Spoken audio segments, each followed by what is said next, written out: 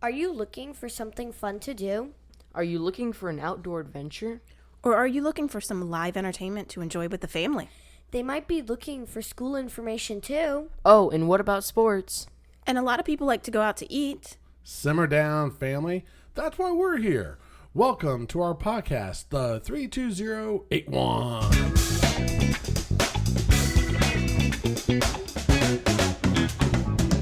Thanks for downloading and listening today to the 32081. First things first, I'm Todd. I'm Abster. I'm Derek. And I'm the commissioner of this crazy bunch, Kendra.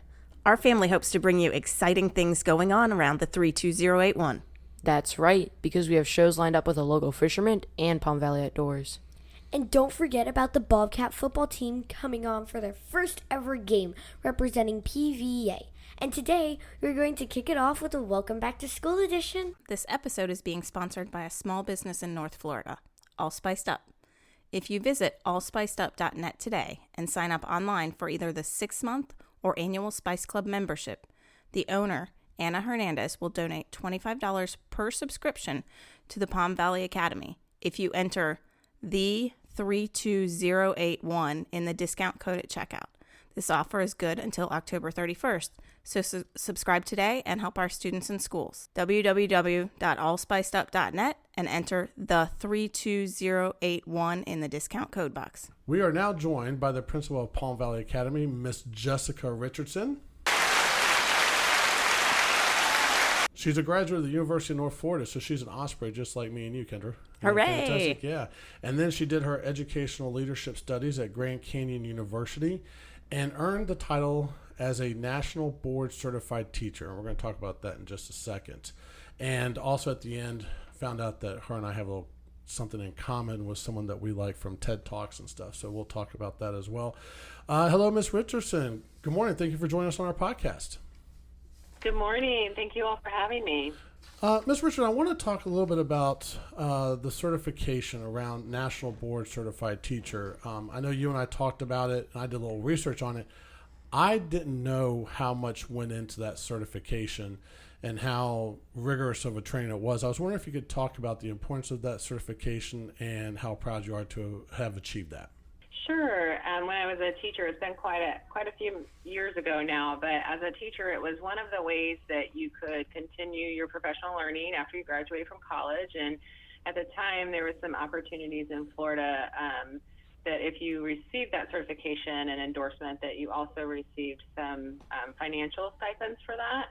And so there was a little incentive there, too, to be honest, with teacher being a new teacher, but also the people I was surrounded with that had received that certification were some of the people I looked up to as mentors. And just when I was in their classrooms or around them, what they were doing with students was innovating. It was on the cutting edge of the technology and curriculum and instruction at the time, and just something that I really wanted to be a part of.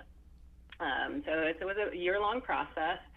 It was, like you said, very rigorous. There was a lot of on-the-job training that took place, self-studies. I was a second grade teacher at the time. My students at the time were a lot of the work I went into of studying what I was doing, really critiquing my own teaching and how the students were responding to the teaching and learning. And really it was about them, making myself a better educator so that they could also improve. And you had to do a lot of videotaping that you sent in. It was a huge portfolio project that was turned at the end of the year, and then you had to sit for a national exam. And that was, again, pretty rigorous to study for, and really took you away from looking just at a narrow scope of your state and putting you on par with teachers all across the United States. And definitely something I am still very proud of and glad that I went through. I do feel like it really molded me and shaped me into the educator that I am. Awesome. So you end up last year, COVID-19 comes, everything gets a little chaotic. People all of a sudden are leaving school. I know you had a lot of work in the off summer. So tell me right now, how excited are you to finally have school reopening and seeing your kids come through those doors again? We are more excited than you can probably imagine. One of the assistant principals, Mr. Kyoto, has now coined the phrase "the endless summer." It has felt like we have been on summer vacation since Friday, March 13th. And while we did a lot of amazing work in the spring semester to try to, continue to cultivate and create a new culture at school with our distance learning when everyone was not here.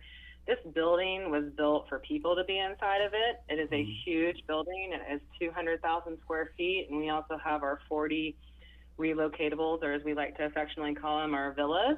I like that. So, yeah, and so we work best with a little bit of controlled chaos. We work best when we're busy, and when we are serving others. And while I'll tell you, we never stopped working really hard through all of this, and the work has looked different.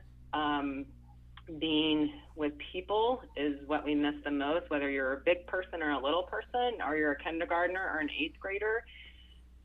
We need people, and we found that out really quickly when our teachers returned last week, how much we missed that human connection, and that while we know the digital connection is a must right now and has to continue, and some families don't have a choice in that, and we're glad that we're having a choice to continue distance learning.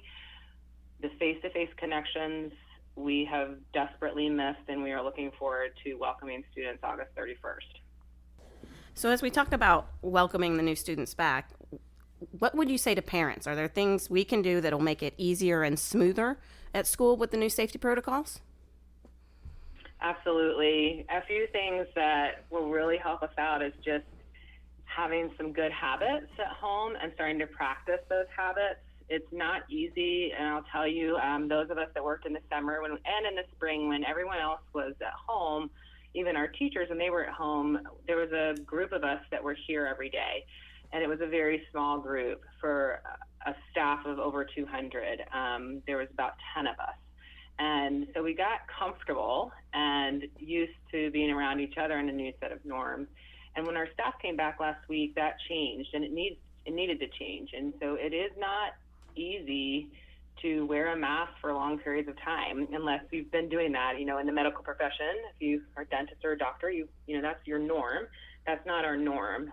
So proper hand washing, as silly as it may sound, is not something that we typically, we kind of wash our hands quickly and move on because we're busy.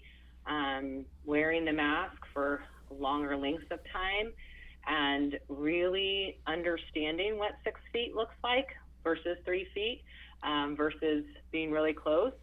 Those things, if parents and students can start practicing that, so even if, our really young kids, if they're sitting to watch a show or doing a little activity at home, even practicing setting a timer and wearing the mask for 15 minutes and seeing what it really feels like will be very helpful. And we're going to we've created a bunch of videos that we're going to start to release.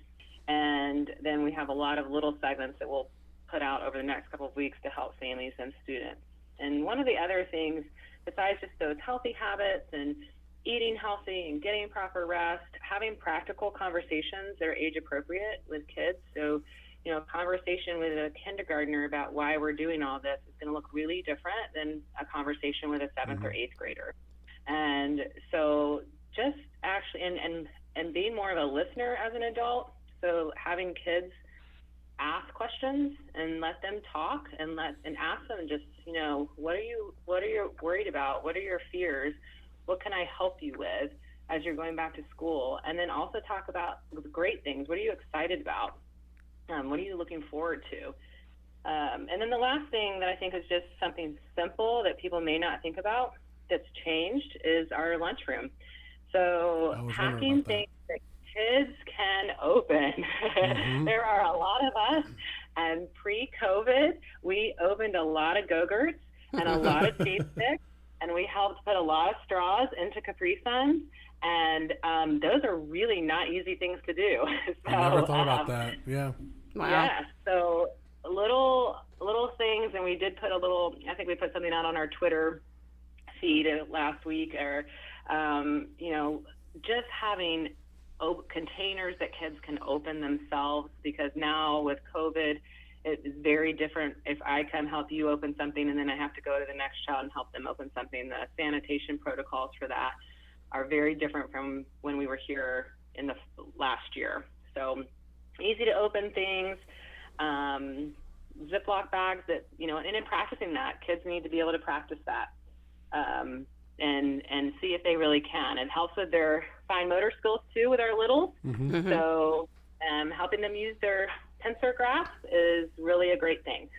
Miss Richardson, I'm really excited to be a Bobcat. As a new student, what do you think is going to be the thing I'm going to love most about Palm Valley Academy? Well, I think you're going to love a lot. And if we're talking about Abigail in particular, I know she is going into 5th grade with us. And so some of the things that I think that you'll enjoy are just your classroom community. We really focus a lot here, kindergarten through 8th grade, on capturing kids' hearts. And you'll learn a lot about that program as a new Bobcat and what that means to be greeted every day by your teachers, and for our students to start to greet each other, and to really focus on getting to know people in your class better and getting to know them personally. And we really focus on that before we focus on our studies and our academics. And so I think that the program of Capturing Kids' Hearts you're really going to enjoy. I think as a 5th grader, our 3rd, 4th, and 5th grade, they switch classes, so that may be something that you didn't do in your previous schools. So getting to have 2 different teachers might be exciting for you. And we also have a large resource schedule. So sometimes if you're not from here, sometimes it might be called specials where you were from, or resources. And so on our elementary resource wheel, we have everything from music to drama and theater to American Sign Language, art, we have 3 elementary PE teachers. Obviously, the media center, getting to check out books. So you'll go to a resource every single day. Computer lab, STEAM, so science, technology, engineering, art, and mathematics is on that. There's a lot to do as an elementary Bobcat that in your days will never, I don't think you'll be bored. So what do you like most about being principal at PVA? Well, kind of what I said about the students, my day is never boring. There's something new every day, and I've gotten used to that and sort of working a little bit under that pressure, sort of like a competitive athlete, or you kind of always have this sense of being where too much pressure is not good for you, but a little bit of pressure and a little bit of sense of urgency helps people work to their best potential. And so around here, the days are really busy. They go by really fast. And one of the things I love most, and I think why I never thought of myself as a principal, I never went into teaching to become a principal. I sort of was pushed along the way by other people. And one of the things that my mentor told me that has come true is that once I left the classroom, that I would be able to serve more people than just the students in my class. And I really do. That sort of fills my bucket to serve others. And one of the things that I always tell our staff is that my biggest job is to take away any kind of barrier or obstacle. So for a student, if that means you need a specific book or a specific technology resource, if I can get that for the students and take that barrier or obstacle away so that you can learn better, or if I can make your learning environment better, and I can do that, then I've done my job. And if I can do that for our teachers, if I can make their load a little lighter so they can be the best teacher for you as a student, then I've done my job. And so those are the things that I think I enjoy the most and that are the most rewarding for me when I go home at night and think about and reflect on my day. Miss Richardson, is it going to take longer to get into school with having our temperatures checked? And what can students do to help it go quicker? Great question. We hope it's not going to take too much longer. We have done quite a bit of pre-planning to look at the logistics of our arrival from the car line to the bus loop to the golf cart and biker walker gate, and sort of staggering those entrances and where kids come. So the kids will leave their masks on that entire time. So as soon as you get out of the car, you'll have to have your mask on. When you're walking up from biker walker or golf cart, obviously when you're riding the bus, you'll have a mask on. And we've got people stationed inside now. We used to sort of corral a little bit outside. We're not doing that anymore. And everyone will kind of hopefully have the smooth traffic pattern into the building in the morning. and then be greeted by their teacher at the front door and keep their mask on. We have a little video coming out about that as well. Get some hand sanitizer, and then once they get to their seat, their teacher will come. They'll keep their mask on until their teacher comes and takes their temperature. So they'll take their temperatures inside of with your middle school or your first period class, or your homeroom as an elementary student. So that should help with not having big backlogs of lines coming into the building. Mm-hmm. And we've also created some traffic patterns and put some floor stickers down to sort of help with that as well. In those first couple of days of school, I know what's really different, and I know as a mom myself, that's worrisome is, typically we would have had an open house, we would have had tours, Right. there would have been an opportunity for people to see where their classroom was and for the parents to help walk the kids to their class. And so that's really going to be different. And so, people trusting that we're going to have lots of adults with big grade level signs those first couple of days to help say, hey, if you're in sixth grade, come this way. Once we get a few people, we're going to show all those people up to their classrooms. And then the kids will take tours with their teachers. Oh, that's cool. Those first few days to get to know so that they understand where they are in the building and how to come in and out of the building and get to their first period class. Oh, that's great. Miss Richardson, for those of us in middle school, would changing classes be more difficult or the same? Will we just have to wear masks? Great question, Derek. You will have to wear a mask when you're going from first period to second period or fourth period to fifth period. You'll wear a mask if you're at your locker. So you still are going to have a locker for your personal belongings. We're just not going to use locker rooms for PE, so you won't have to dress out for PE right now for the first 9 weeks. You're still going to have to change into tennis shoes for PE. So you'll keep a mask on anytime you're doing any of those activities where you're not sitting behind that shield in a classroom. And but other than that, it shouldn't take you longer, and it may take a little longer if you have to go from the third floor to the first floor. So if you're up in science and you need to go to band, there are some different traffic patterns for our middle school students so that you aren't colliding with or passing by too many of our elementary school students. So we tried to make that a little easier. So for you, when you start to meet friends that were here before, they might say, I can't believe I have to walk outside and to go to my gym class. And so there will be some new patterns of walking that we hope will help with the traffic, and that may take a little longer. But one of the things, Derek, that we did is we added 1 more minute in between each class period to give you a little bit more time to get up and down those stairs, because I would highly suggest wearing tennis shoes every day because it's a lot. I don't think you'll have a walking. problem with that. And using your locker. Don't keep all your books in your backpack because it gets heavy to walk up and down 3 flights of stairs with all that stuff in your backpack. Thank you. First year PVA is going to have a football team representing the school. How excited is the school and yourself to have a football team take the field and represent? It's always fun. It's always fun to see our student athletes, and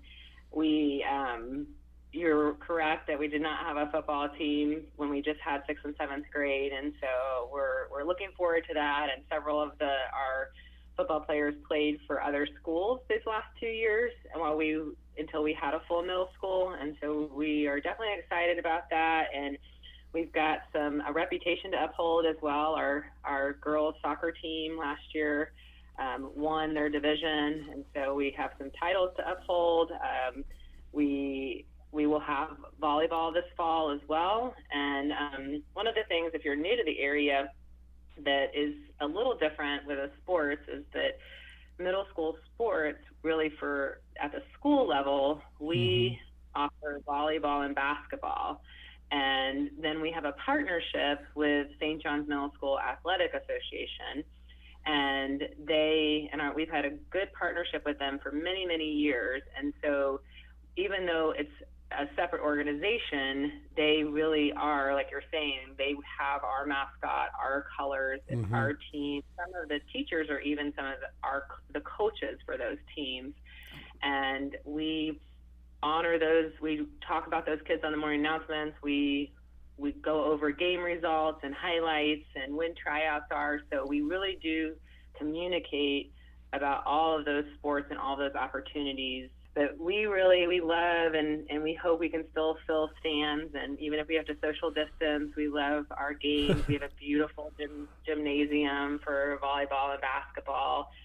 Some high school coaches have commented on how beautiful our gym is, and we're very proud of that, and we're very proud of the camaraderie. And one thing that's so great about a kindergarten through 8th grade school is when our middle school athletes, or even if you're part of National Junior Honor Society or you're part of student council, when those students are showing leadership and they're dressed up for their games or they're in their uniforms for the day, or they have their organizational shirts on that they all wear, and when our younger kids see that, they have something to look forward to, and they look up to our older students. And our older students are always setting great role models of excellent character and excellent leadership for our younger kids. So it's really a neat thing to be a part of. Ms. Richardson, I know you like hunting shark teeth. Have you found a good area to find shark teeth around here? Well, it is my favorite thing to do. I don't get to do it as often as I like. But that is my happy place. That is where I go to just sort of reset and clear my mind. And I enjoy looking, and I enjoy learning. And so for me, I live in Jacksonville Beach, and so I'll go there quite a bit. And but the best place really is down more towards where we are. So Michler's, Guana, as you go further down into St. Augustine, really is a little better than sometimes in Jacks Beach or a little further north. So I found some great teeth in Guana. And for people who are listening who want to look for something a little different, it's just about as easy to find as the shark's tooth. One of the other things that I love to collect are the mouth plates of pufferfish. So it's a fossilized mouth plate of a pufferfish. So they'll have to, if you're listening to the podcast, they're going to have to look that up online. Okay. And I typically show the kids on the morning news when we come back. I'll show them what it looks like so they can know what they're looking for, because it's going to have that same shiny black finish of a fossilized shark's tooth. But if you kind of rub your tongue up against the top of the roof of your mouth, and you have all those ridges and that line that is that perfect line of symmetry, that's what you're looking for on the pufferfish mouth plate as well. Oh. So if you can find one that still has the ridge of the teeth, it's pretty cool. Very interesting. Ms. Richardson, yeah, I'm sorry. That's I'm sitting here rubbing the top of my mouth trying to all feel. Day about that. We do appreciate your time, but I did want to wrap up the interview with one thing. You and I share a very interesting Simon Sinek. You're a fan like myself, but I love your quote from him. And I was wondering if you could talk about how you use this every day, say at PV as a principal, and how you would expect students to use this quote, because I think it's fantastic. And it goes, what good is an idea if it remains an idea? Try, experiment, iterate, fail, try again, change the world. So that is something that I definitely try to practice on a daily basis. And one of the things about that quote is within the phrases of that quote, you can hear it's okay to not be perfect. Mm-hmm. And that no one is being asked to come to work, because what I always say is our students, their job is school. So that is your work. That is your way of work, is being a student. And it's our job to teach you how to do that. And you don't come, Derek isn't going to come being a perfect 7th grader and know everything he needs to know, or Abigail know everything she needs to know as a 5th grader. So nobody's asking you to show up here and have it all figured out. And even as an adult, as a brand new teacher, we've hired over 50 teachers since spring break. Wow. They are not expected to know everything about Palm Valley or the way of work as a Bobcat. All we're asking is to show up and try. And that quote talks a lot about trying and just putting one foot in front of the other, one step in front of the other, set small goals for yourself, and it's okay to take those risks, and that we all are going to make mistakes, and we're all going to fail at something, and the important part is to not give up. The first day of school is going to probably be bumpy, and it's not going to look like it normally does, and it's going to be more difficult and have some obstacles and challenges, and then we'll learn from those, because we can only do the best we can, because we're working with imaginary things right now, not real people. And when real people get put in here, we may have to change some things. And I love that Simon Sinek kind of always brings you back to your why and your purpose and your center. And that if every day I'm giving my 100% best towards that, that's all I can ask of anybody else. And one of the other things that I feel like is sort of within the lines of that quote is one of the things we talk about here is that everything you do matters, and it's going to matter whether it turns into something positive or something negative. And no matter what role you play here, if you're a volunteer who steps on our campus for 30 minutes, if you're a bus driver, if you're a cafeteria worker, if you're a student, if you're a custodian, you matter and you have value, and we need you to show up every day and give us your best. And so one of the things I talk a lot about with our students and our staff is if you, again, not being perfect, if one day you're not feeling your best and you can only give me 80%, give me all 80% of what you've got, and that's going to be good enough for that day. And I think that if we can all keep that in mind and show grace and show patience with each other and show kindness to each other, and even you can tell when someone's smiling even behind a mask. And so and one of the other things I'll just say to kind of wrap up is we have to have fun. Learning needs to be fun, and going to work should have fun in it too. So we love to have fun around here, and we love to laugh, and I think that also creates an environment where people feel safe and feel comfortable, and they'll take those risks and they'll work really hard for you if they know that you're investing in them as a person, and that you care about them, and that you can be silly and laugh and have a good time as well. Ms. Richardson, we can't say thank you enough for being our first guest on the 32081. But we really appreciate it, and we are, as a family, looking forward to starting the new school year and being Bobcats and supporting everything you, the teachers, and the staff do at the school. Well, I thank you very much for having me as your first guest, and wish you all the best with the podcast, and definitely look forward to meeting Abigail and Derek face to face, and hopefully sometime in the near future being able to meet our parents and our families face to face and welcome them. We love to have our school open for lots of things, and we're looking forward to the day when we can do that again as well. And in the meantime, we're hoping that a lot of these videos that we've created will help our families and our parents know that when you send your kids to us on August 31st, that we're going to take care of them. Thank you so much, Ms. Richardson, for all the great information. Now I am really looking forward going back to school. Yeah, this was a great first episode for our podcast. I can't wait to do more. I'm really excited about this back to school podcast, and we can't wait to bring you more information on what's going on around here. Thanks for downloading and listening to the first episode of our podcast. I'm Todd. I'm Amster. I'm Kendra. I'm Derek. And thank you for listening to the 3, 2, 0, 8-1.